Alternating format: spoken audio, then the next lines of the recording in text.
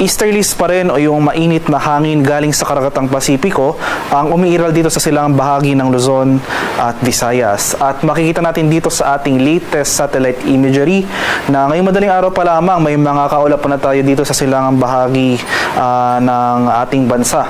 So inasahan natin posible magpapatuloy yung mga kaulapan at mga kalat-kalat na pag-ulan at thunderstorms na ito sa eastern section ng Luzon at ng Visayas. Meanwhile, for Metro Manila and the rest of the country for today, asahan natin itong generally maaliwalas sa panahon, bahagyang maulap hanggang sa maulap na papawirin, sasamahan lamang yan ng mga biglaan at panandaliang pag-ulan na dulot ng localized thunderstorms. At sa kasalukuyan, may binabantayan tayong low pressure area sa labas ng ating Philippine Area of Responsibility. Latest location natin kaninang alas 3 ng umaga ay nasa layong 2,515 kilometers silangan ng southeastern Mindanao. So malayo po ito sa ating bansa at walang direktang epekto sa atin at least for today and the next 2 to 3 days.